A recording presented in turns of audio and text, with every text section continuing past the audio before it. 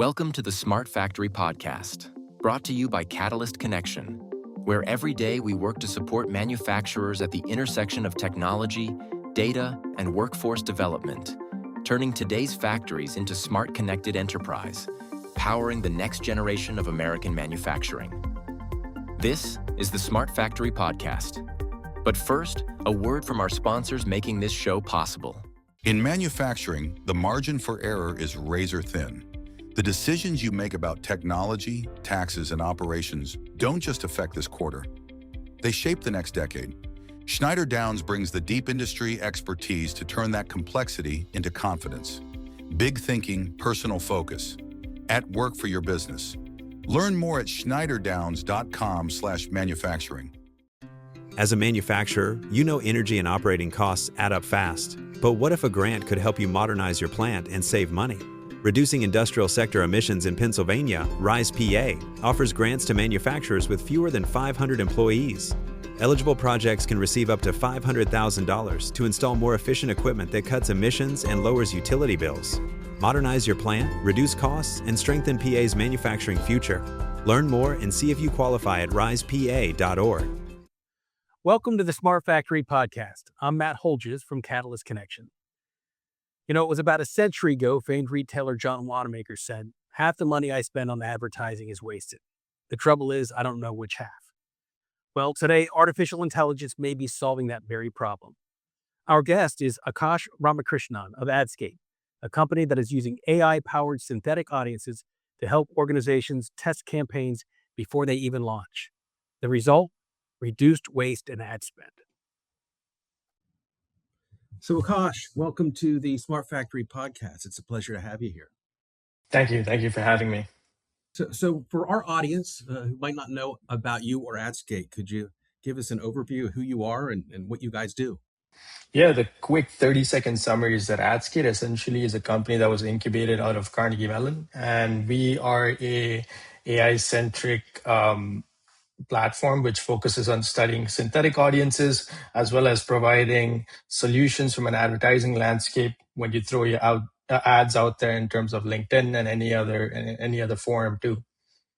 So you said synthetic audiences, and the first question someone's going to have, what in the world is a synthetic audience? I mean, I've heard, I guess I was going to say simulated audience. I guess it's the same thing, but what is a synthetic audience?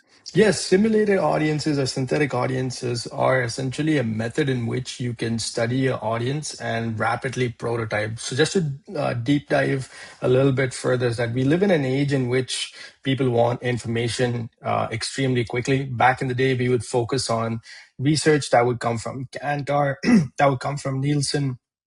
But given that those guys are focused on focus groups and also focused on a longer form or longer medium, synthetic audiences are a quicker way to get to know your audiences better.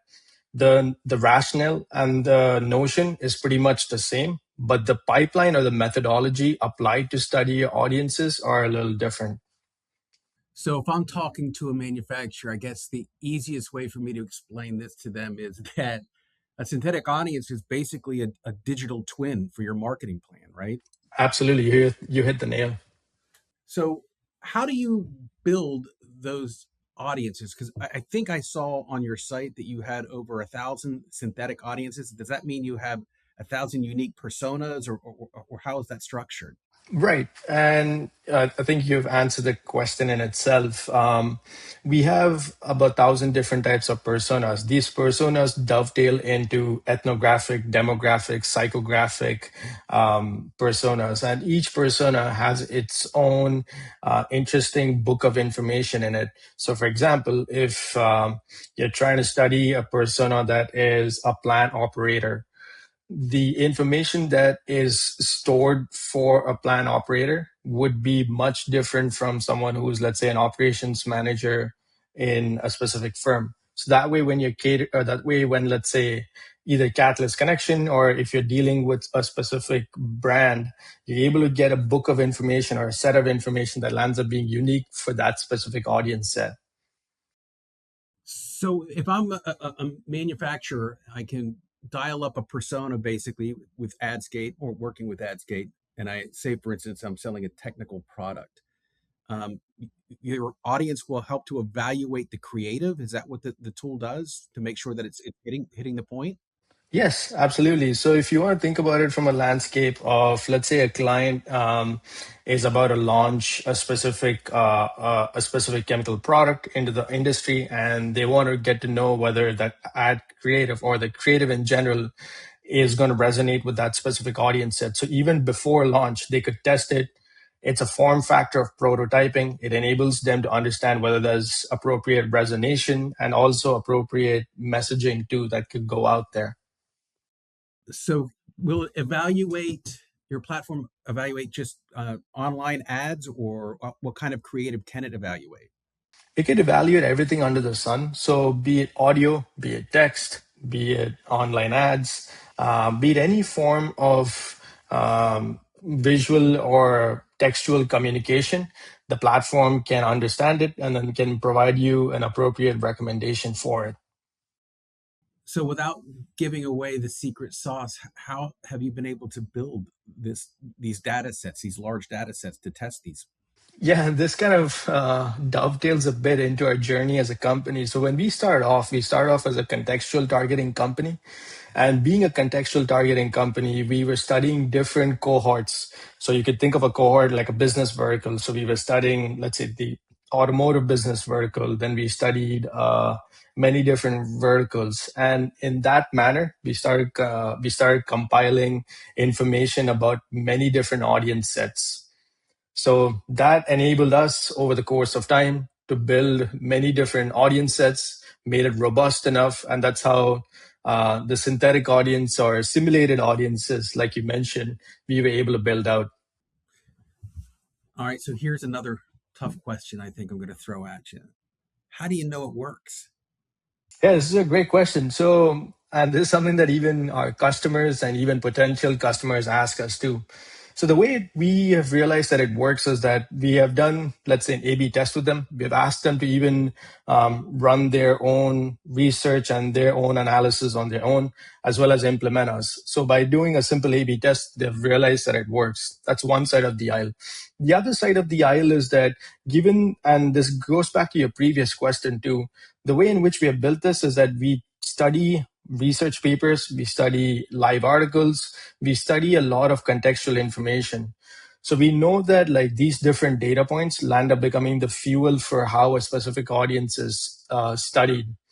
So this lands up becoming the fire for knowing that it works across the aisle for a wide variety of different clients. So aside from marketing, do you see any other tools like maybe product testing, things like that there's an opportunity for? I look at it from a manufacturing perspective, and they're thinking about adding a new aspect to a certain product that they have and testing that. Could it work there as well? Yeah, totally. And there are many form factors of many different methods in which this could be implemented. The one method or the couple methods that we are talking about is specific distilled ways, but there are other different methodologies to which it could be applied to. So for example, if you're trying to put a brochure together for, let's say, an event or a meetup, this could be like a medium or a method in which you can test whether the messaging in itself works before you go for that meeting or an event. So the principle of using a synthetic audience or a simulated audience enables you to apply this framework across many different aspects that one may be applying it in a business realm. So as an audience preference evolves, does the model evolve with it? Yes, because in runtime, we're studying different data points, right? We're studying different data points in terms of what research papers are putting out, what live articles are putting up.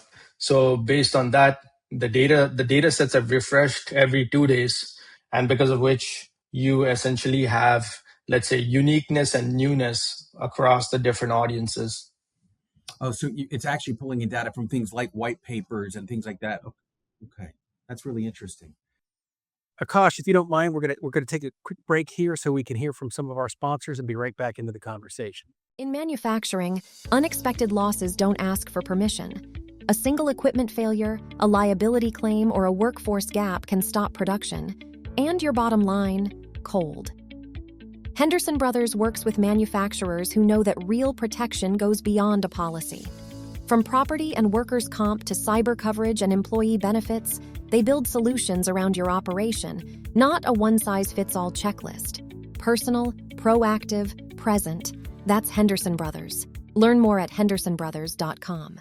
Execution does not stop at your four walls. Even strong operations can fall behind if the supply chain is not keeping pace.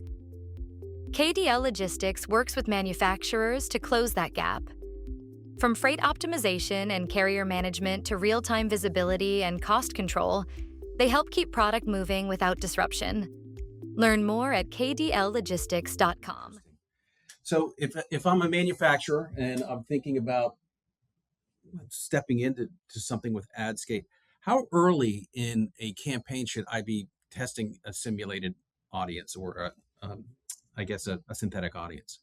I would say right from the offset itself, the crucial part is that everyone, including you, me, and anyone else, we're all focused on ensuring that you get your bang for your buck and ensuring that your messaging, which is a key factor in terms of selling any product, be it in the B2B manufacturing side, B2C, or B2B2C too, ensuring that your messaging resonates, that should be your first key starting point. And then the other factors eventually are a cascading effect from there on. So do you see these synthetic audiences replacing traditional market research as a whole, or is there still a place for that? That's such a great question. Traditional market research over the course of time, I think, is going to erode. And you'll see not only companies like AdSkate, but you'll also see bigger entities, even consulting firms like the likes of BCG, KPMG, all of them diving deeper into synthetic audiences because it's a quicker mechanism to get to your audience, but also it's a quicker mechanism to edificate and educate your client too. So you see that just about every marketing team will be leveraging these types of platforms moving forward? Yes, absolutely. So are you working directly with companies, manufacturers, or are you working through ad agencies or marketing firms that support these companies? So we're working with a plethora of different type of firms. Ad agencies and brands are definitely an aspect, but in terms of manufacturing firms, are beginning to make a dent across the aisle over there. We're also working with third-party folks who are in the realm of manufacturing too. No, I can certainly see the value in it for manufacturers because, margins are tight. And the first thing that happens when your margins get tight or ad budgets get restricted. So making sure that you're putting together effective ad campaigns and leveraging simulated audiences makes sense. And it is, now that I think about it, it really is like a digital twin because it's exactly what they do when they're looking at pieces of equipment or moving their facility around, is that they will test those theories in a digital twin before they would make that large investment. And this is just like that for an advertising and marketing. Yeah, absolutely. In fact, as you were bringing up that point, something occurred to me, which was each time you key in anything in Google too, it's a form of digital twinning because you're keying in your problem into Google search, and nowadays people are using ChatGPT as a method too. But essentially, that's a form of digital twinning too. But in this case, we are taking a twist to that angle by studying it from a creative perspective. All right. I'm going to hit you with a lightning round series of questions here. I hope you're ready. So simulated audiences, is it better marketing or faster marketing, or is it both? I would say it's both. Efficiency and effectiveness is what we're leaning towards as a society, be it in business life as well as personal lives. So that essentially is why I feel that simulated audiences and synthetic audiences are both. It enables quickness and efficiency. Okay. AdSkate, you are a hero for the creatives or you're a hero for the data? We are a hero for the client. We essentially are facilitating better ROI for the client because at the end of the day, everyone cares about one major factor, which is whether they're getting a bang for their buck. All right. In your opinion, as you talk to these companies, what is the most overrated marketing metric that they often look at and they're missing the boat? I would say the most overrated metric people end up looking at is CPM or impressions because those are more holistic numbers. That's like looking at the speedometer in your car and saying that I'm going that fast. That completely depends on how fast you drive your car. All right, what's one thing that AI can't do really well? I think that AI is going to take a good chunk of time to bring in empathy into what it does. It's coming at it from a more factual manner. So it's going to take AI a good hot second to understand empathy. So that's one major factor that I think that AI will never supersede. Yeah, so the creative is still in the process. The AI is just helping to inform that process moving forward. Okay, good. So can you share some examples of where simulated audience feedback closely matched the actual campaign audience insights? Yeah, and this is a fascinating question. Synthetic audiences, I'm going to divide up your point into two parts and then draw out a live example. So synthetic audiences, like we had discussed, enables the user to understand from a creative first angle as to how it's resonating with its audience set. So for example, let's say a manufacturing firm wants to know how the creative is performing for plant owners or let's say supply chain managers. So the synthetic audiences that we have built takes a creative first angle, studies the creative, and then it's able to tell the end user or the end customer whether that specific creative resonates with that specific audience sets. It also tells you like from a derivative level whether it talks about it specifically from their language, their tone, their understanding. So that ends up becoming a key factor. Now, going to the second point, let's say if this campaign was launched on LinkedIn, the user is able to understand using our synthetic audiences whether it's actually going to be reaching out to those guys who are on LinkedIn, folks who are plan owners, managers who sit on LinkedIn, and whether the messaging resonates with them. So by implementing our technology through the course of their marketing journey, they are able to understand from a full funnel perspective right from the offset by implementing the technology to understand whether it resonates for the audience, to like the campaign going live and its performance too. So what do you think is the biggest misconception that marketers have about AI, and how would you like to correct that? I think the biggest misconception is that everyone feels that it's a one-stop shop. They feel like you come to ChatGPT, you key in your question, you key in your problem statement, and then you get an immediate answer. That immediate answer still has to be distilled. It has to be humanized. That's a big key factor too. Humanizing what the AI brings in is a key factor. Many people across the aisle, be it many different industries, miss out that point and miss out that key factor. So what do you think is the biggest opportunity for a company that you see moving forward in embracing these simulated audiences or synthetic audiences? Yeah, I think moving forward, like especially from an efficiency standpoint of view, I see a huge opportunity there. Along with efficiency, if a manufacturing firm is blocked or truncated by a specific spend budget, that becomes a key factor too. So you get to know that like, hey, I have X amount of dollars to spend, and you're able to get a sense for like what the result would be like. It's providing you a sense of what the delta would be. So right from the offset, you know that given a specific budget and given a specific creative, how it's going to perform, and then accordingly you can manage your marketing spends as well as your marketing campaign. Great. Well, listen, I got one last closing question here. If you could give one piece of advice to a manufacturer trying to better understand their customers in an AI-driven world, what would it be? I would say for a manufacturer, they should focus on ensuring that the product has resonance for the end customer. And that means that right from the offset, using synthetic audiences, or like you mentioned, simulated audiences, it provides them the platform to study those specific audiences even before they launch their advertising campaign or marketing campaign too. So my advice would be is that be on the forefront of adopting AI. Don't fear it. Make sure that you implement it, but also make sure that you have a keen eye on how it's being implemented. Great. Hey, Akash, I really appreciate you joining us today.